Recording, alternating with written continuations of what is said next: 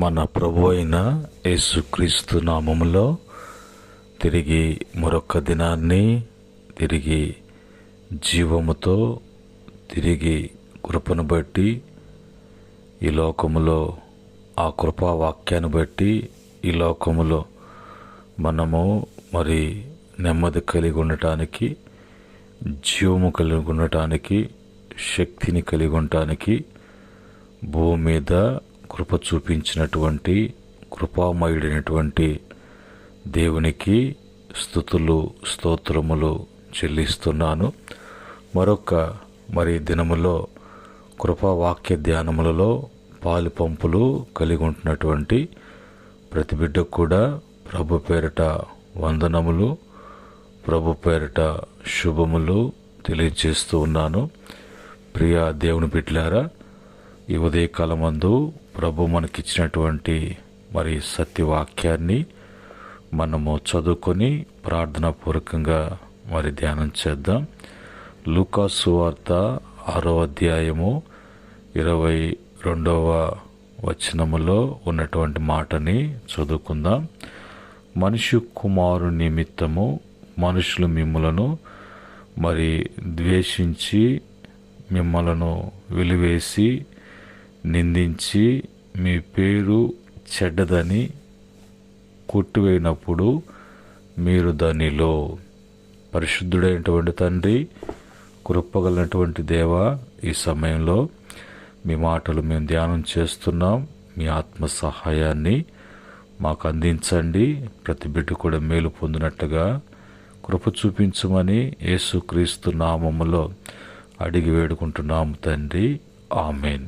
ప్రియమైన దేవుని బిడ్డలారా, ఇక్కడ ప్రభు మాట్లాడేటువంటి మాట, మీరు ధన్యులు, మీరు ఎన్నటన్నిటికి కూడా ధన్యులే అన్నట్టుగా ప్రభు చెప్తున్నాడు. ఎందుకు ధన్యులు? ధన్యత అనేది ఎలాగ కలుగుతుంది? ధన్యత కలగటానికి కారణాలు ఏంటి అని చూసినప్పుడు ప్రభు అంటాడు, లోకము అనేది నన్ను ఎరగక ఉన్నది. లోకము నన్ను ఎరగలేదు కాబట్టి లోకంలో నుంచి మీరు ప్రత్యేకించబడి నన్ను విశ్వసించారు కాబట్టి లోకము నన్ను ఎరగలేదు కనుక మిమ్మల్ని ద్వేషించటంలో కానీ, మిమ్మల్ని వెలివేయటం కానీ, మిమ్మల్ని నిందించటం కానీ, మీ పేర్లు చెడ్డవుగా పిలవడం కానీ చేయటం కానీ జరుగుతుంది. అయితే అందును బట్టి మీరు ఎప్పుడు కూడా బాధపడాల్సిన అవసరం లేదు. అది మీకు ఇబ్బందికరంగా అనుకోవాల్సిన అవసరం లేదు. ఎందుకంటే మీ యొక్క గొప్పతనం ఏంటో వాళ్ళు తెలుసుకుంటారు.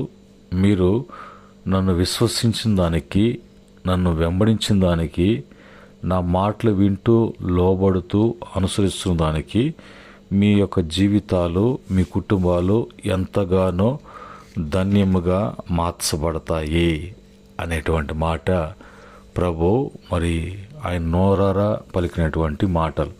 అయితే ఇక్కడ అంటాడు, ఏమని అంటాడంటే, ధన్యులు అనేటువంటి మాటకు మీరు భాగ్యవంతులు, మీరు ఆశీర్వాదాన్ని పొందుకున్నటువంటి వారు, మీరు సంతోషంగా సుఖముగా ఉన్నటువంటి వారు, మీరు పవిత్రమైనటువంటి వారు అనేది ఈ ధన్యతకు అర్థము ఇచ్చేటువంటి మాటలు. ఈరోజు మన జీవితంలో ఇలాంటి ధన్యత యేసుక్రీస్తు వారి ద్వారా మనకు అనుగ్రహించబడుతుందని, ఆ యొక్క ధన్యతల్లో ఈ లోకంలో ఉన్నంతకాలము మనకు ఆ యొక్క సహాయము దేవుని వలన మనకు అందించబడుతూ ఉన్నది. ఈ క్రమములో ఎవరు ధన్యులు అనే వాక్యం నుంచి కొన్ని మాటలు మనము చూసినప్పుడు మనకు తెలుసుకోవాల్సిన విషయాలు. కీర్తన 33వ కీర్తన 12వ చరణములో, యెహోవా తమకు దేవుడు కాగల జనులు ధన్యులు, ఆయన తనకు స్వాస్యంగా ఏర్పరచుకొను జనులు ధన్యులు. కనుక మనము దేవుని యొక్క జనులుగా ఉండటానికి మనం ఏర్పాటు చేయబడ్డాం కనుక అది ధన్యత. ఆయన తన స్వాస్యంగా మనలను ఆయన ఏర్పాటు చేసుకున్నాడు. కనుక ఇప్పుడు లోకము మనల్ని ద్వేషించిన, దూషించిన, మన మీద చెడ్డ మాటలన్నీ పలికిన మనము లోకస్తులము కాదు. మనము లోకములో ఉన్నప్పటికీ కూడా లోకం నుంచి మనం ప్రత్యేకించబడ్డాం. మనల్ని ప్రత్యేకించుకున్నాడు దేవుడు.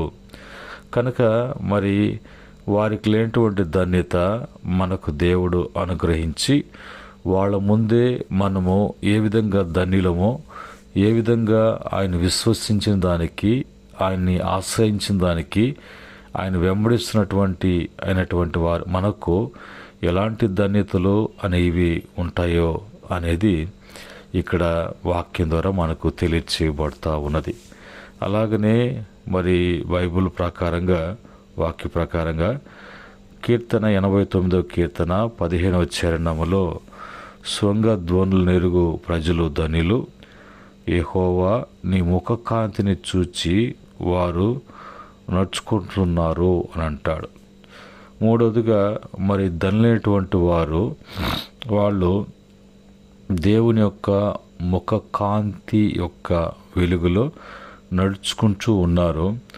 వాళ్ళు మరి శృంగధ్వనుల నెరుగు ప్రజలుగా ఉన్నారు కాబట్టి వారు ధనులై ఉంటారు. కనుక లోకాన్ని చూడటం లేదు, వెనుకున్న వాటిని చూడలేదు, మనుషులను చూడలేదు, దేవుణ్ణే చూసేటువంటి వారంగా, దేవుణ్ణే ఎరిగినటువంటి వారంగా మనము ధన్యులుగా కాబడుతున్నాం. మూడవదిగా 119వ కీర్తన 2వ మరి చరణములో ఆయన శాసనములను గైకొనొచ్చు పూర్ణ హృదయముతో ఆయనను వెదుకువారు ధన్యులు. ఎవరు ధన్యులు అంటే ఆయన ఏదైతే శాసిస్తూ ఉన్నాడో ఆ శాసనాలని గైకొనొచ్చు హృదయపూర్వకంగా మరి పూర్ణ హృదయముతో ఆయనను నిత్యము వెదుకుతూ ఉన్నటువంటి అనుభవం ఉండాలి. ఏది చేయాలన్నా కూడా మనము అనుకున్నట్టుగా కాకుండా మనము కొన్ని సందర్భాలలో కొన్ని శాసిస్తూ ఉంటాం, ఇది చేయాలి, అది చేయకూడదు. మన యొక్క శాసనాలు, మన యొక్క మాటలు ప్రక్కన పెట్టి దేవుడు శాసిస్తూ ఉన్నాడు. సృష్టి యావత్తును కలుగు చేసినటువంటి సృష్టికర్త శాసిస్తున్నాడు. ఆయన శాసనాల్ని పూర్ణ హృదయముతో మరి ఏమి శాసిస్తున్నాడు, ఎందుకు శాసిస్తున్నాడు, కారణం ఏంటి అన్నట్టుగా వెదుగుతూ అందును బట్టి నడిచేటువంటి బిడ్డలను దేవుడు ధన్యులుగా ప్రభు చేస్తారు. అలాగనే మరి సామెతల గ్రంథం 3:13 ప్రకారంగా జ్ఞానమును సంపాదించిన వాడు ధన్యుడు, వివేచన కలిగిన నరుడు ధన్యుడు. మరి జ్ఞానము అనేది మరి యేసు ప్రభు అయి ఉన్నారు. జ్ఞానము అనేది పరసంబంధమైనది. జ్ఞానము అనేది దేవుడిచ్చేది. దాన్ని కలిగినటువంటి మనుష్యుడు మరి ధన్యుడు అవుతాడు. వివేచన కలిగినటువంటి నరుడు ధన్య అవుతాడు.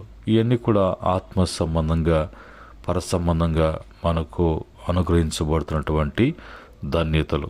అలాగనే సామెతల గ్రంథము 8:34 ప్రకారంగా అనుదినము మరి నా గడప యొద్ద కనిపెట్టుకొని, నా ద్వారబంధముల యొద్ద కాచుకొని, నా ఉపదేశము మరి వినేటువంటి వారు ధన్యులు.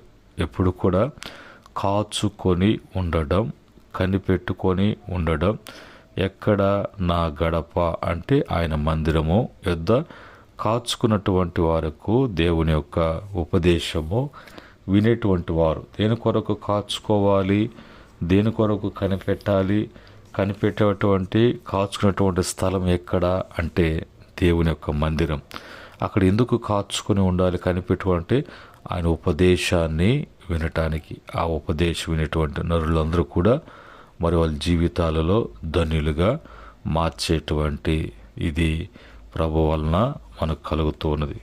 అలాగనే యెషయా గ్రంథము యెషయా గ్రంథము 30వ అధ్యాయం 18వ వచనంలో ప్రభు అనేటువంటి మాట ఏంటంటే, కావున మీ అందు దయచూపవలనని యెహోవా ఆలస్యము చేయుచున్నాడు, మిమ్మును కరుణింపవలనని ఆయన నిలబడి ఉన్నాడు.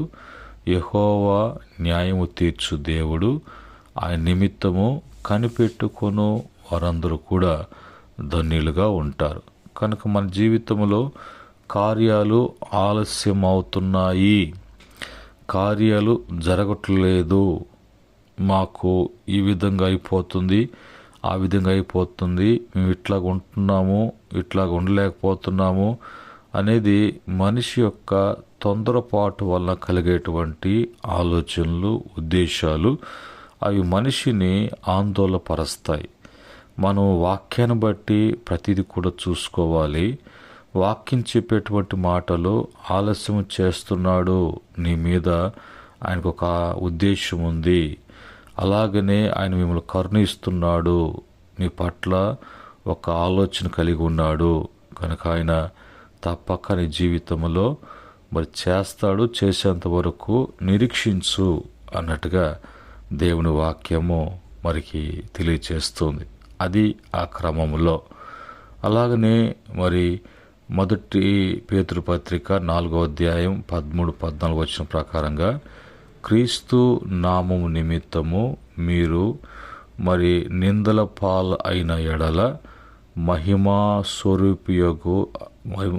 స్వరూపియగైన ఆత్మ అనగా దేవుని ఆత్మ మీ మీద నిలుచుచున్నాడు గనక మీరు ధన్యులు. ఇప్పుడు మరి చివరగా ఎవరు ధన్యులు అంటే, దేవుని నామం నిమిత్తము ప్రభువుని అంగీకరించినటువంటి బిడ్డలకు, యేసుక్రీస్తుని సురక్షకుడుగా మరి అంగీకరించినటువంటి ప్రతి బిడ్డలకు కూడా ఈ లోకములో నిందలు అనేది వస్తాయి. మరి ఆ విధంగా జీవిస్తున్నప్పుడు లోకమంతా కూడా వెర్రివాళ్ళుగా చూస్తుంది. అయినను కూడా మీరు ఏమీ భయపడాల్సిన అవసరం లేదు. మహిమా స్వరూపి అయినటువంటి ఆత్మ అనగా దేవుని యొక్క ఆత్మ మీ మీద నిలిచి ఉంటాడు.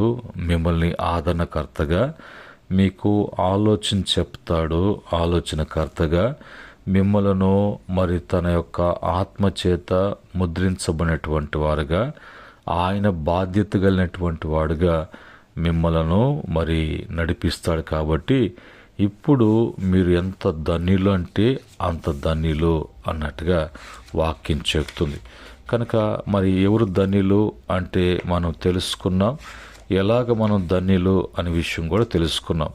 ఇంకా మరి బైబిల్లో నుంచి మరి షార్ట్గా మనం ఇంకా చూడాలంటే, మొదటిగా కీర్తన 34:8 ప్రకారంగా దేవుణ్ణి ఆశ్రయించువారు ధన్యులు.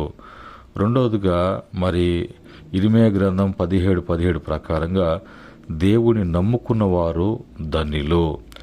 మూడవదిగా 146వ కీర్తన 5వ చరణంలో దేవుని మీద ఆశ పెట్టుకున్నవారు ధన్యులు. నాలుగవదిగా కీర్తన 1:2 ప్రకారంగా యెహోవా వాక్యములో ఆనందించిన వారు ధన్యులు. ఐదవదిగా 112వ కీర్తన 1వ చరణంలో దేవుని ఆజ్ఞను బట్టి ఆనందించువాడు ధన్యుడు. ఆరోదిగా యోబు గ్రంథము 5:17 ప్రకారంగా దేవుని చేత గద్దింపబడిన వాడు ధన్యుడు.